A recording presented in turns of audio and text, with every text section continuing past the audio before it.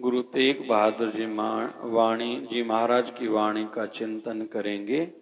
पहले थोड़ा गाएं कि जैसे हमारा मन समझने के लिए, कुछ सीखने के लिए तैयार हो और वर्तमान में आ जाए। क्योंकि हमारा मन या तो पास्ट में, भूतकाल में घूमता है, इसने ऐसा किया, इसने ऐसा नहीं कहा, इसने ऐसा क्यों खिलाया, इसने ऐसा क्यों नहीं खिलाया था, या तो मुझे कल ये करना है, उसको वो बोलना है, पहले ये करना पड़ेगा, वहां जाना पड़ेगा। हम लोग वर्तमान में जीते ही नहीं हैं। तो अपने वर्तमान में आने के लिए, क्योंकि हमारी 5 ज्ञान इंद्रियां हैं जिनसे ज्ञान मिलता है। एक है आंखें, हम पहचान जाते हैं ये अपना है या पराया है।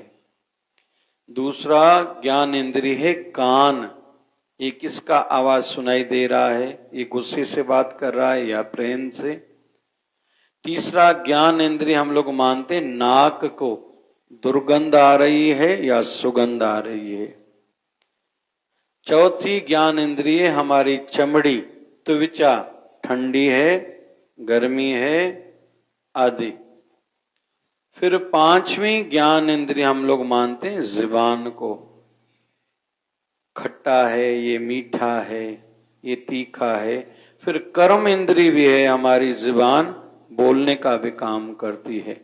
तो हम आंखों से कुछ देख रहे होते हैं, हमारा मन इधर उधर जा सकता है। कोई पूछता है यहाँ से अमुक व्यक्ति गुजर के गया क्या, बोले मैंने नहीं देखा। क्यों भाई, आपकी आंखें तो खुली हुई थी। हम लोग कहते हैं उस समय मेरा ध्यान दूसरी ओर था। मतलब आंखें खुली हुई हो, हमारा मन इधर उधर जा सकता है। किसी ने कहा भैया अभी इसने क्या कहा, बोले मैंने नहीं सुना। अरे भैया तुम सामने तो थे, बोले मेरा ध्यान इधर उधर था। अरे भाई ये चीज में दुर्गंध है या सुगंध है, बोले पता नहीं। अरे अभी तुम्हारे सामने तो ये आई थी इतनी स्मेल, बोले मेरा ध्यान कहीं और था। अरे ज्यादा गर्मी थी लेकिन मुझे पता ही नहीं चला, लाइट चली गई, नींद आ गई। तो हमारा मन इधर उधर जा सकता है, लेकिन बोलते समय हमारा मन कहीं भी नहीं जाता, वर्तमान में आता है। इसलिए आध्यात्मिक कथा में, सत्संग में कहा जाता है कीर्तन करो या भजन गाओ कि आप पहले तो वर्तमान में आओ तो सही। तो आइए मिलके वाणी का चिंतन करते हैं। पहला ही शब्द है साधो। साधो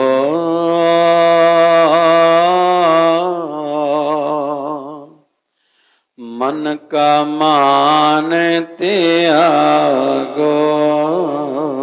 गाओ। साधो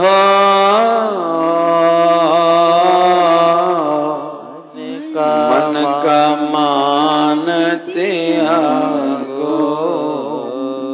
शुद्ध आध्यात्मिकता का संदेश देने वाली, सीख देने वाली वाणी है। सबसे पहले शिष्टाचार, साधु करके हमें संबोधित कर रहे हैं गुरु तेग बहादुर जी महाराज। हम कैसे हैं हम सबको पता है। काले मेरे कपड़े, एक सूफी संत की वाणी है। काले मेरे कपड़े नस नस में है पाप, लोग कहें दरवेश मुझे, मैं जानू अपना आप। लोग तो मुझे भला आदमी समझते हैं, लेकिन मैं कैसा हूं ये मुझे पता है। काले मेरे कपड़े नस नस में है पाप, मेरी रोम रोम में पाप भरा हुआ है। लोग कहें दरवेश मुझे, लोग तो भला मानस मुझे कहते हैं, मैं जानू अपना आप, मुझे पता है मैं कैसा हूं। पहले तो हम कैसे हैं खुद को पता है, दूसरा हमारे गुरुदेव परमात्मा को पता है, तीसरा हमारे घर वालों को पता है हम कैसे हैं। घर का सर्टिफिकेट जिसको मिल गया ना, लगभग उसको अपने गुरुदेव का सर्टिफिकेट भी मिलेगा ही। लेकिन स्वार्थ के कारण घर वाले सर्टिफिकेट न दें, हमारे अच्छे स्वभाव को देख के घर वाले सर्टिफिकेट दें। और पुरुष की सक्सेसनेस इस बात पर है, मर्द तब कामयाब है उसकी पत्नी कहे मेरा मर्द बहुत अच्छा है। और संतान के संदर्भ में हम कैसे समझें कि हम ठीक हैं कि हमारी संतान से पूछा जाए तुम बड़े होके क्या बनोगे, तो वो किसी एक्टर का सबसे पहले आजकल की जो न्यू जनरेशन फोटो रखते, मुझे इस एक्टर के जैसे, इस क्रिकेटर के जैसे बनना है। फिर थोड़ा अलग किसी, आजकल जो सोशल मीडिया का जमाना है, मुझे इसके जैसे बनना है, उसके जैसे बनना है। सक्सेस व्यक्ति वह है जो बेटा कहे अपने पिता का भी सामने फोटो रखे, मुझे इनके जैसा बनना है।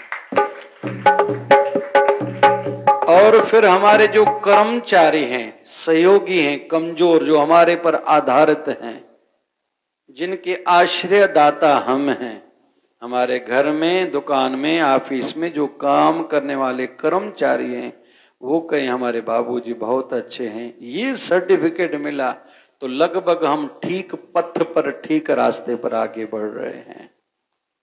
तो यहां गुरु तेग बहादुर जी महाराज शुरुआत में कह रहे हैं, साधो, आप साधु हो भाई, क्योंकि आप भली जगह पर, अच्छी जगह पर आए हो, तो कहीं तो भी आपके अंदर में कुछ तो अच्छाई थी, कुछ तो पुण्य कर्म इकट्ठे हुए थे, जो हरि की शरण में बैठने का, हरि के दर पर आने का आपको अवसर मिला, एक अंदर में खिंचाव उत्पन्न हुआ।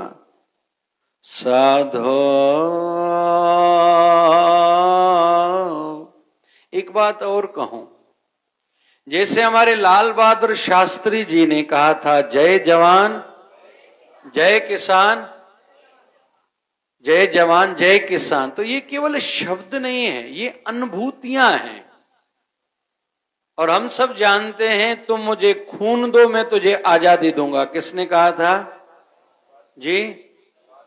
सुभाष चंद्र बोस जी ने। ये शब्द नहीं है, ये तो हम तो रोज ही पूरा दिन बोलते रहते हैं। हमारी वाणी में क्यों नहीं ये शब्द, ऐसा कोई सामने क्यों नहीं आता कि हमारी पहचान बन जाए? नहीं आ रहा, क्यों?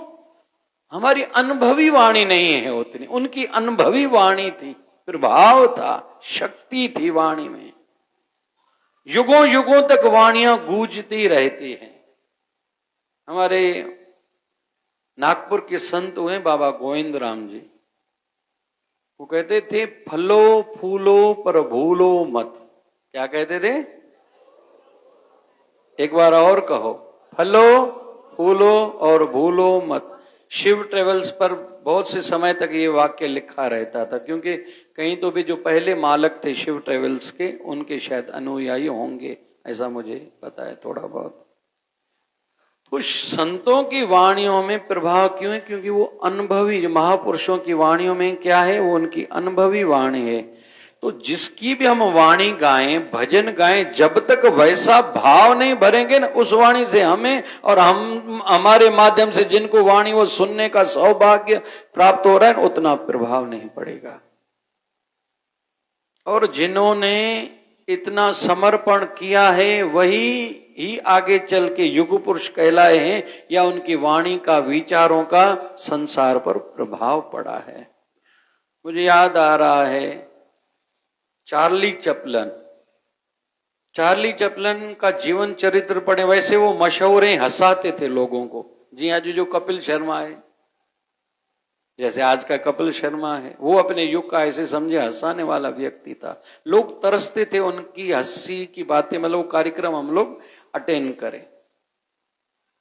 कई देशों में भटकना पड़ा था, कई आरोप लगे थे, और एक उनका मशहूर वाक्य है, मेरा इस संसार में सच्चा मित्र केवल एक था, वो है आईना। जब मैं रोया तो मेरा आईना भी रोया था, जब मैं हंसा तो केवल मेरा आईना हंसा था। बाकी दुनिया में ऐसा मैंने देखा, जब मैं हंसा था मेरे जीवन में खुशियां आई थी, कुछ लोगों को अच्छा नहीं लग रहा था। जब मेरे जीवन में दुख आए थे, मैं रो रहा था, कईयों को उस पर खुशी हो रही थी, हंसी आ रही थी कि अच्छा हुआ इसके जीवन में दुख आया। तो संसार में केवल सच्चा मेरा आईना है। जब मैं रोया तब मेरा आईना भी रोया था, जब मैं हंसा तो मेरा आईना भी हंसा था। ये उसकी अनुभवी वाणी है चार्ली चैपलिन की। तो चार्ली चैपलिन का एक जगह पर टाइम दिया हुआ था, कार्यक्रम लिया हुआ था, वहां पहुंचे और अचानक से उनको पता चला उसका बेटा जवान गुजर गया। अभी लोगों को ऐसे लगने लगा और आयोजकों को लगने लगा कि अभी ये चार्ली चैपलिन कार्यक्रम करने के लिए नहीं आएंगे और फिर हमारा क्या होगा। फिर लेकिन जब समय कार्यक्रम का हुआ, चार्ली चैपलिन जी आए। फिर एक पत्रकार ने कार्यक्रम के बाद उनसे इंटरव्यू लिया कि ये बात सत्य है कि आपका जवान बेटा गुजरा है। बोले हाँ गुजरा है, मर गया मेरा जवान बेटा, मन में पीड़ा है बहुत। बोले फिर तो सबको लग रहा था आप कार्यक्रम के लिए नहीं आएंगे, और ये ऑथेंटिक कारण था, आप नहीं आते थे, कोई दुख नहीं करता था क्योंकि आपका जवान बेटा गुजर गया। तो चार्ली चैपलिन ने कहा कि मेरे मन में भी ये विचार आया था, जवान बेटा गुजरा है, मैं लोगों को हंसाने के लिए जाऊं। फिर लेकिन मन में आया ये मेरा व्यक्तिगत दुख है। बहुत लोग कई समय से टिकट लेके मुझ में आशा रखते होंगे वो घड़ी आएगी, चार्ली चैपलिन आएगा और हमें हंसाएगा, थोड़ी देर के लिए हम अपने दुख भूल जाएंगे। मेरे मन में आया मेरा दुख तो अभी जो है सो है, बेटा मर गया सो वो तो कष्ट है सो है, लेकिन अगर मेरी 1 घंटे के कार्यक्रम के माध्यम से लोग 1 घंटे के लिए ही सही अपना दुख भूल जाएं, मैं खुद को सौभाग्यशाली मानता हूं। रही बात बेटे के मरने का दुख, अभी घर जाके मैं जी भर के रोऊंगा क्योंकि मेरा जवान बेटा गुजरा है। तो कुल मिला के जिनका भी आज जिस भी क्षेत्र में नाम है, उन्होंने उतना समर्पण किया है, उतना बलिदान दिया है, उतना त्याग किया है, और त्याग किए बगैर कोई भी बड़ा आदमी बन ही नहीं सकता किसी भी क्षेत्र में।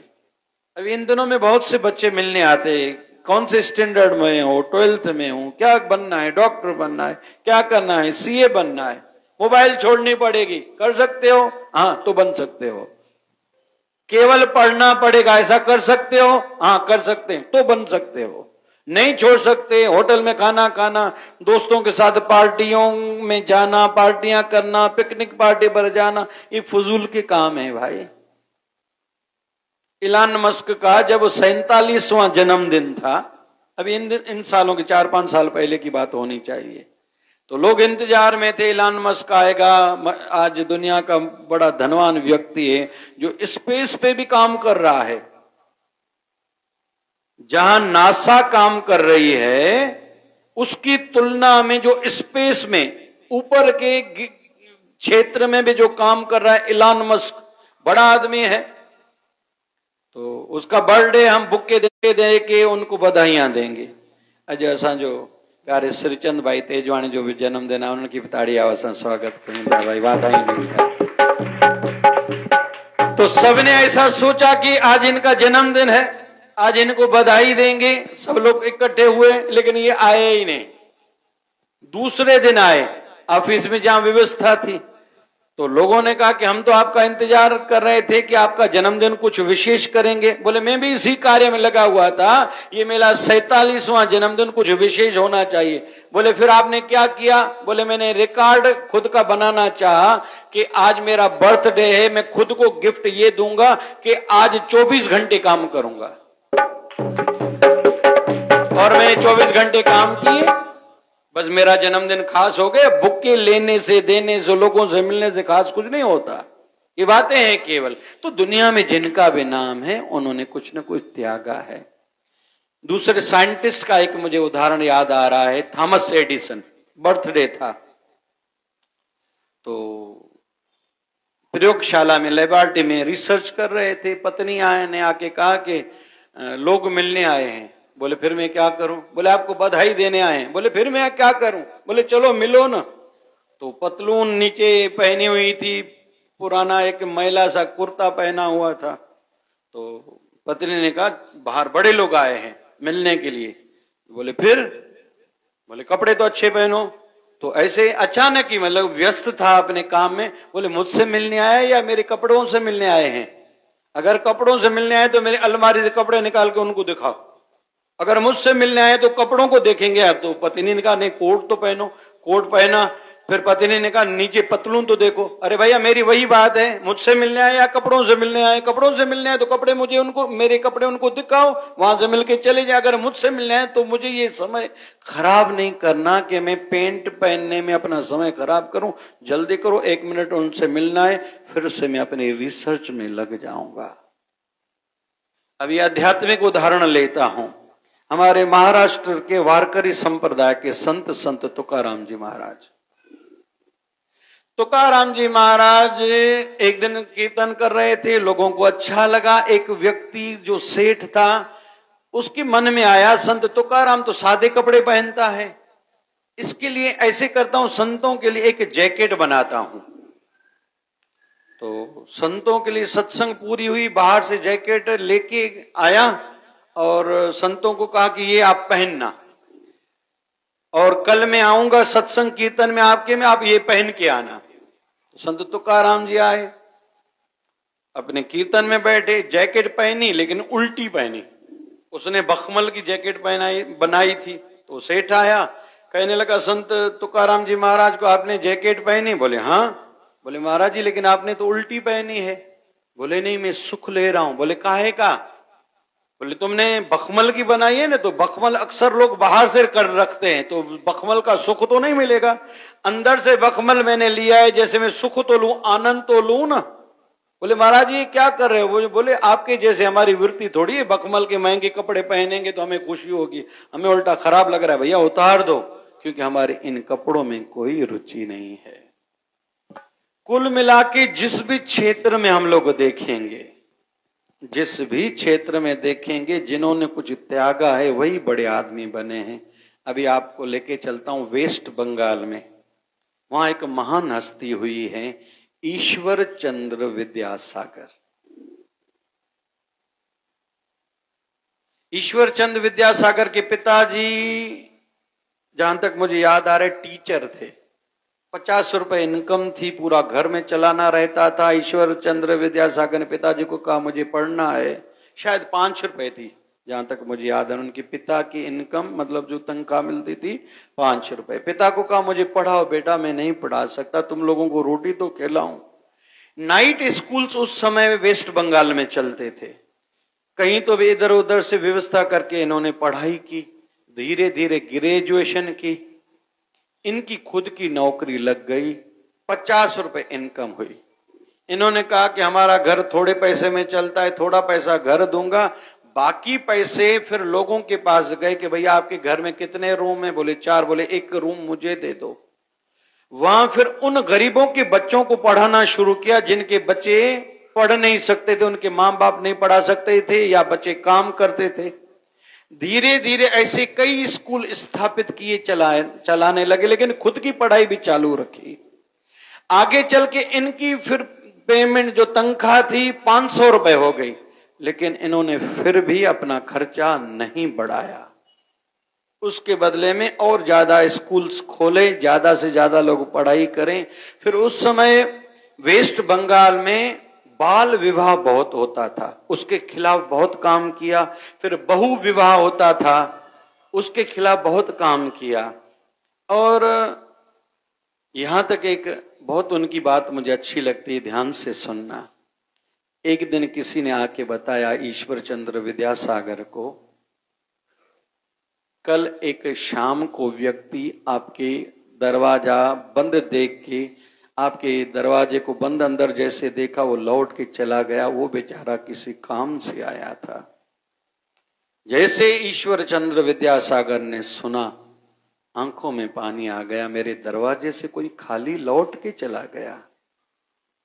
तो उसने दूसरे दिन मजदूर बुला के चौखट सहित दरवाजा निकाल दिया।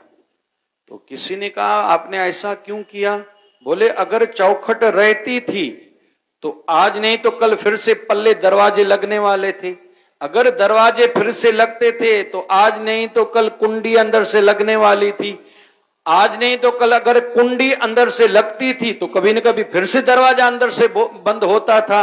अगर भगवान न करे किसी दिन अंदर से फिर से दरवाजा बंद हो, मेरे दर से कोई सवाली, कोई दुखी ऐसे निराश होके जाए, मुझे ये पसंद नहीं है। इसलिए आज के बाद मेरा घर जहां भी बनेगा चौखट भी वहां नहीं रहेगी। बजाओ ना भाई, जोर से बजाओ, और जोर से बजाओ, शाबाश शाबाश। तो जिन्होंने कुछ त्यागा है अपने क्षेत्र में, उनका ही नाम हुआ करता है, वही संसार में इतिहास रचते हैं। इतिहास पढ़ने वाले बहुत रहते हैं, इतिहास रचने वाले ऐसे होते हैं, वो ज्यादा इतिहास पढ़ते नहीं है, बस वो काम पर फोकस्ड करते हैं। तो यहां हमें गुरु तेग बहादुर जी महाराज संबोधित कर रहे हैं, साधो, हम लोग साधु हैं। मन का मान त्यागो। अरे भैया, आप जो बोलते हो ना, मेरे मन में जो आएगा मैं वो करूंगा, वो छोड़ दो। मन हमारा है बालक की भांति, उसको जो दिखाएंगे उसको वही अच्छा लगेगा। हमारे समाज में देखा जाता है, पिताजी टू व्हीलर पर दुकान से आए, पहला काम है बच्चे को बाहर हवा खिला के आओ, आइसक्रीम लेके दो। तो बच्चे की आदत बढ़ गई, अभी रोज बच्चे को आइसक्रीम चाहिए, जिस दिन नहीं खिलाओगे बच्चा रोता है, क्योंकि आपने आदत डाली है। फिर जब बच्चा थोड़ा बड़ा होने लगता है, पिताजी देरी से आते हैं, बेटा सोया हुआ रहता है, सवेरे पिता सोया हुआ रहता है, बेटा स्कूल जाता है, फिर हफ्ते हफ्ते के बाद एक दूसरे से मिलते हैं। फिर पिता पूरे दुनिया को ढंढोरा पीटता है, मैं अपने बच्चों के लिए कमा रहा हूं, जबकि मिलना ही नहीं हो रहा बच्चे का और बाप का। फिर कह रहे हैं जमाना अच्छा नहीं है, क्योंकि बच्चों की संस्कार पर, सोच पर तो हमारी नजर है ही नहीं। फिर अपनी पत्नी को डांटता है, तू इसको खराब कर रही है, तू ध्यान नहीं दे रही है। अरे तुम तो कह रहे तो थे कि मैं बच्चों के लिए कमा रहा हूं, तो बच्चों को समय तो दो भाई। ये मन का मान त्याग, जो अंदर में अहम भरा हुआ है ना, मैं। मंदोदरी ने जब रावण का मृतक शरीर देखा था ना, बहुत रोई थी।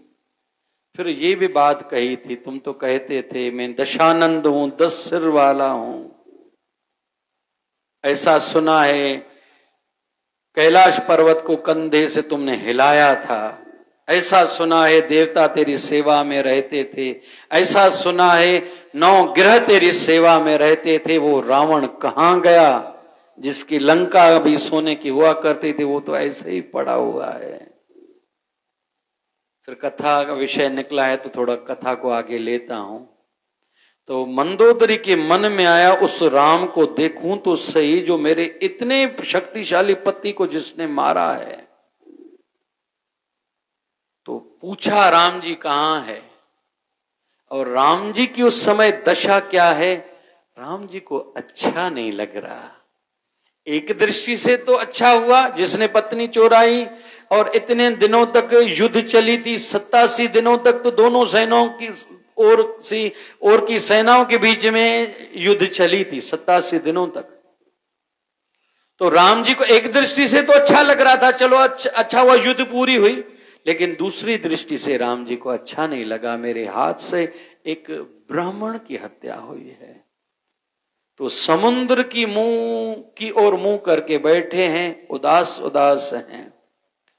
तो इधर मां मंदोदरी आई है राम जी से मिलने के लिए।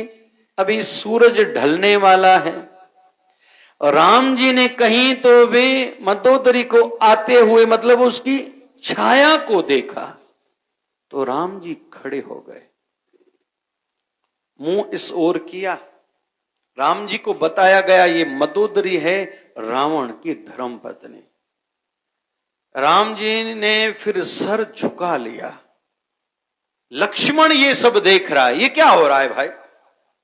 एक पापी को राम जी ने मारा है, और वो भगवान है राम जी, लेकिन उसकी पत्नी आई है, भगवान खड़े हो गए, सिर झुक गया है राम जी का। तो लक्ष्मण पूछता है भगवान ऐसे क्यों? बोले भले रावण ने मेरा कुछ अहित किया था, पत्नी को लेके गया, चुरा के लेके गया था, लेकिन इस बेचारी का तो कोई दोष नहीं है, ये तो विधवा बन गई, इसलिए मैं इसका दोषी हूं, इसलिए मेरा सिर झुका हुआ है। अभी मंदोदरी थोड़ा नजदीक आई है। राम जी ने प्रणाम किया। मंदोदरी कहती है राम जी से, प्रभु मुझे आप बताइए तो सही, ये तो मुझे पता है मेरा पति भी शक्तिशाली था,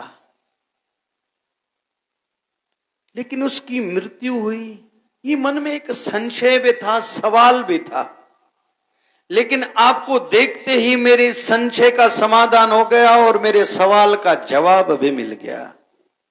तो उनसे पूछा गया क्या जवाब मिला? बोले एक मेरा पति था जिसको मुझ जैसी सुंदर स्त्री होते हुए भी, इतनी सारी स्त्रियां होते हुए भी पराई स्त्री पर बुरी नजर उसने डाली थी। एक मेरा पति था। दूसरा आपका मैंने शिष्टाचार देखा कि पराई स्त्री की परछाई देख के भी आप खड़े हो गए और सिर झुका के खड़े हो गए, फिर आपने मुझे प्रणाम किया, मेरे सवाल का जवाब मिल गया। जो पराई स्त्रियों की ऐसी इज्जत करता है उसका नाम राम ही होता है, वो युगों युगों तक अजर अमर हुआ करता है। और उसके विपरीत जो मेरे पति की भांति, रावण की भांति पराई स्त्री पर बुरी नजर डालता है, भले कितना मेरे पति की भांति शक्तिशाली क्यों न हो, उसकी दशा ऐसी होती है। मुझे सवाल का जवाब आपको मिलने के बाद सब मिल गया है। तो कुल मिला के मन तो कहेगा ना बुरी बातों के लिए, मन तो चाहेगा बुराई ना भाई, मन चाहेगा ही, मन को अच्छी बुराई लगती है। हम सबको शक्कर अच्छी लगती है, लेकिन शक्कर का परिणाम बुरा है। हम देख रहे हैं शुगर बढ़ती जा रही है। आजकल एक जो हड्डियों की तकलीफ है ना, उसका कारण में एक शुगर है, शक्कर है। हम लोग जो मीठा खा रहे हैं ना, ये जो हड्डियों में तकलीफ है ना, खोखला हो रही है हड्डियां, एक कारण शक्कर का उपयोग भी है। उसके पैरेलली हम लोग अगर गुड़ खाएं, लगभग डायबिटीज नहीं होगी और गुड़ से हड्डियां मजबूत होती हैं। बाकी गुड़ से तो हजारों फायदे हैं, अभी वो विषय नहीं ले रहा हूं। गुड़ से बड़े में बड़ा फायदा है, शुगर नहीं होगी, हड्डियां मजबूत होंगी, कफ नहीं होगा, कफ है तो ठीक हो जाएगा, पेट की बीमारियां नहीं होंगी तो धीरे धीरे ठीक हो जाएंगी। गुड़ से तो फायदे ही फायदे हैं, लेकिन हम लोग खाते हैं शक्कर, लेकिन उसका परिणाम बुरा है। लेकिन हम करेला, नीम आदि कड़वी चीज लेना नहीं चाहते, जबकि अभी वो कड़वी है, लेकिन बाद में उसका फायदा मीठा है, अच्छा है, बड़ी बीमारियों से बच जाएंगे। हमें पता होते हुए भी हम शक्कर खाएंगे, नीम करेला कभी नहीं खाएंगे। हमारे मन की आदत ये जन्मों जन्मों की है। हमारे गुरु ग्रंथ साहब में वाणी आती है, जन्म जन्म की इस मन को मैल लागी, काला हुआ स्या। हमारे मन को ये बुराई की जो लत लगी हुई है, ये आज की नहीं है, जन्मों जन्मों की है। इसलिए कोई गिरता है तो हमें हंसी आ जाती है। किसी ने सिखाया नहीं हमें कि तुम हंसो कोई गिरा है तो। हमें किसी ने कष्ट थोड़ा भी दिया है, उसके ऊपर कोई दुख का पहाड़ गिरा, सबसे ज्यादा हमें खुशी होती है। और हमारी इच्छा होती है दूसरों को बताएं कि इसने हमें कष्ट दिया था ना, अच्छा हुआ इसके साथ ये हुआ। ये हमारी जन्मों जन्मों की ये जो विकृति, इसको विकृति बोलते हैं, खराब नीति कहें हम लोग, हमारे बुरे संस्कार कहें। और अंत में चलो, मैं इस विषय को, है तो बड़ा विषय, अभी तो साधु परे में हूं, एक निवेदन अंत में मैं करूं। हम में से किसी को भी कोई भी बीमारी है शरीर की, किसी को डायबिटीज है, ब्लड प्रेशर है, आंखों की तकलीफ है, घुटनों की तकलीफ है, कमर की तकलीफ है, चमड़ी की तकलीफ है, जो भी तकलीफ है, नाक की हड्डी बड़ी हुई है, गला सूजा हुआ है, कान की तकलीफ है, जो भी, चलो पेट की तकलीफ है, जिनको जो भी तकलीफ है, उसके लिए हम सतर्क हैं, बड़े बड़े डॉक्टर्स को दिखाते हैं, बड़ा बड़ा खर्चा करते हैं। लेकिन ये याद रखें, शरीर की बीमारी जिस दिन हमारे शरीर का अंत होगा, प्राण निकलेंगे, बीमारी खत्म, अगले जन्म में नहीं होगी। मतलब तन की बीमारियां अगले जन्म में हमारे साथ रहने वाली नहीं है, लेकिन मन की बीमारियां तो जन्मों जन्मों तक हमारे साथ चलने वाली हैं। इसलिए तन से ज्यादा मन की बीमारियां मेरी ठीक हो, इस पर काम करना चाहिए, समझ लगानी चाहिए, संपत्ति लगानी चाहिए और समय लगाना चाहिए। फिर से रिपीट करता हूं, केर केर समझो या गाल, अतमत करे सामा। घना ओड़ा बुद्धिजीवी बैठा नहीं, रिपीट करता हूं, तन की बीमारी के लिए हम जागृत रहें। अरे हम थोड़ा प्राणायाम करें, सवेरे उठ के पानी ज्यादा पिएं, ध्यान से सुनते जाना, रात को सोने से पहले 3 घंटे पहले भोजन खाएं, दिन में कम से कम 2 या 3 बार खाएं, कुछ भी खाएं लेकिन 2 से 3 बार खाएं। बहुत लोग जितनी बार चाय पीते हैं उतनी बार बिस्किट खाते हैं, एक बिस्किट एक काजू भी खाना हो गया, तो दिन में 2 से 3 बार खाएं केवल। कितना खाओ वो नहीं बोल रहा मैं, 3 बार खाओ, कम से कम बार खाना, और खाने के बाद पानी न पीना। सोने से 3 घंटे पहले खाना, कम से कम मतलब 3 बार केवल खाना, और खाने के बाद 1 घंटे तक कुछ पीना नहीं। थोड़ा प्राणायाम, थोड़ा व्यायाम, एक्सरसाइज। खाने में आयु 35-40 साल के ऊपर शरीर की आयु हो गई है तो नींबू का उपयोग करें, अदरक का उपयोग ज्यादा करें, एक आंवला रोज खाएं, प्याज लहसुन अगर जो लोग खाते हैं तो कच्चा प्याज रोज 1 खाएं, 1 या 2 कली लहसुन की दोपहर को पहले ग्रास के साथ खाएं, एक कच्चा टमाटर अगर पथरी नहीं है तो खाएं, नारियल पानी पी सकते हैं तो सवेरे नाश्ते के बाद नारियल पानी पिए, हो सके तो उसमें नींबू डाल के पिए, और हो सके तो स्नान के बीच में सरसों का तेल लगाएं, रात को पैरों के अंगूठे में सरसों का तेल डालें, रात को नाभि में तेल डालें। केवल इतने करने से हम लोग आधी बीमारियां तो ऐसे ही भगा देंगे, हमारी आधी बीमारियां होंगी नहीं, है तो ठीक हो जाएंगी इतने मात्र से। स्नान के बाद 1 गिलास पानी पीने से ब्लड प्रेशर कम होता है। सिंपल विषय। जो ज्यादा चाय पिएंगे उनको ब्लड प्रेशर बढ़ेगा उनका, ये थोड़ा सुनते जाओ। तो तन की बीमारियों की फिर दवाई लेंगे। आज के युग में लाइफ स्पेन बढ़ गया, 68 ईयर्स हो गया है।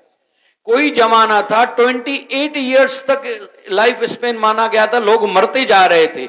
आज इतना मेडिकल साइंस ने काम किया है, 68 ईयर तक हम लोग सुरक्षित हैं। किसी को शुगर को 25 साल हो गए, 30 साल हो गए, वो अच्छी जीवन जी रहे हैं। हार्ट की तकलीफ है, ब्लड प्रेशर की तकलीफ है। वजन का ध्यान रखें, आयु बढ़े वजन कम होना चाहिए, जिनको ज्यादा जीवन जीना है और स्वस्थ जीवन जीना है। तो तन की बीमारी के लिए हम लोग करें, लेकिन उससे ज्यादा चिंतित भी हों, काम भी करें, समय भी लगाएं, समझ भी लगाएं, संपत्ति पैसा भी लगाएं कि हमारा मन ठीक हो, उसकी बीमारियां टलें।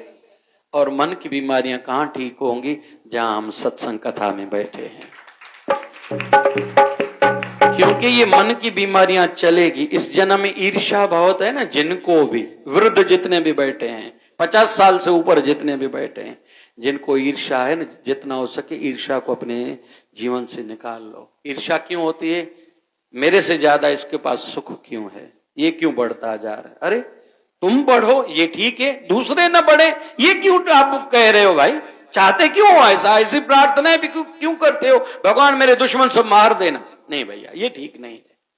आयु बढ़ने के साथ अहम को कम करो भैया। काहे का अहम भैया? अहम काहे का करते हो ए साहब? आज मट्टी के ऊपर, कल मट्टी के नीचे। माटी कहे कुंभार से तू क्यों रोंदे मोय, एक दिन ऐसा आएगा मैं रोंदूंगी तो है। संत कबीर की वाणी है। अरे काहे का अहंकार भाई? किस बात का अहंकार? बांग्लादेश की प्रधानमंत्री अभी तक सुचेत नहीं हो रही, उसके साथ क्या हो गया? रात को तो मैंने सुना, न्यूज सुनी कि डिटेल वाइज उनको बताया गया था अभी ऐसा हो रहा है, अभी ऐसा हो रहा है, अभी ऐसा हो रहा है। फिर उनको कहा गया आपके पास 40 मिनट, आप भाग सकते हो क्या? और इतना वोट अच्छा लेके, और उनको तो ये श्योरिटी थी 29 में भी, 2029 में भी मैं अगली अपने प्रधानमंत्री बनने वाली हूं। लेकिन उनके साथ दशा क्या हुई? उनको अपने देश से भगाया गया और उनके मित्रों को मारा गया, उनकी पार्टी वालों को धीरे धीरे मार रहे हैं, सभी उनके परिवारों को भी मार रहे हैं। और नहीं लग रहा, पॉलिटिकल माइंड्स हम लोग देखें, रिटर्न जल्दी होंगी वो, या जीवन में पता नहीं उनका जीवन, बाकी शेष जीवन कैसे गुजरेगा कोई नहीं बता सकता। तो ऐसा भी हो सकता है। तो प्रधानमंत्री जी के साथ ऐसा हो सकता है, तो हम क्या आशा रखेंगे? मेरे पास 2 बंगले हैं, 2 धंधे हैं, तो क्या हुआ भैया? वो एक संत बैठे थे, तो संतों के पास दुनिया का नक्शा भी था। एक सेठ आया तो सेवादार ने बताया ये अमुक सेठ है। संतों ने कहा हाँ जयराम जी के भैया आइए ब्राज जी। तो सेवादार को कह रहा था शायद आपके गुरु को पता नहीं मैं कौन हूं। तो संतों ने सुन लिया, हाँ दादाजी आइए ब्राज जी। तो सेवादार को आपके गुरु को पता नहीं मैं कौन हूं। तो संतों ने कहा ठीक है भैया आप भगवान की मूर्त हो, भगवान के रूप हो, पधारिए आप जो भी हो, अतिथि देवो भव। नहीं आपको शायद पता नहीं मैं कौन हूं।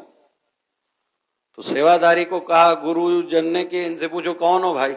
बोले मेरी इतनी कोठियां हैं। तो संतों ने दुनिया का जो नक्शा पड़ा था बोले ढूंढ के बताओ कहाँ है तेरी कोठी। वो पहले ढूंढ रहा था, पहले भारत तो ढूंढू इसमें भारत कहाँ है, भारत के बाद फिर ढूंढू इसमें महाराष्ट्र कहाँ है, महाराष्ट्र के बाद फिर ढूंढू इसमें अमरावती कहाँ है, फिर अमरावती में ढूंढू इसमें यहाँ विजिलेंट सिटीलैंड कहाँ है, फिर अपना दुकान ढूंढू ना। तो उसने कहा ये तो इसमें तो मेरा नगर भी दिखाई नहीं दे रहा, मेरा प्रांत भी नहीं है, मेरा केवल छोटा सा देश है। फिर बोले काहे का अहंकार। बोले मुझसे गलती हो गई। इसलिए अहंकार काहे का भाई, प्रैक्टिकलवादी बनो, काम करो, बढ़ते जाओ, दूसरों को भी आगे बढ़ाते जाओ। ज्योतिष से ज्योति जगाते चलो, ज्योतिष से जगाते चलो, प्रेम की गंगा बहाते चलो, प्रेम की गंगा बहाते चलो। राह में मिले जो दीन दुखी, राह में मिले जो दीन दुखी, सबको गले से लगाते चलो, गले से लगाते चलो। भैया कुछ अच्छे काम करके जाओ, मन का मान त्यागो। तो दो शब्द पर मैं बोल पाया, एक साधु, दूसरा मन का मान। अभी गुरु तेग बहादुर जी महाराज ने तो इतनी वाणी उच्चारण की है, प्रभु ने चाहा। गुरु ग्रंथ साहब की ये वाणी है, 216 नंबर पेज पर वाणी है। अभी मेरे जीव को इतनी शक्ति नहीं है गुरुजनों की वाणी का इतना मैं व्याख्यान करूं, अर्थ करूं।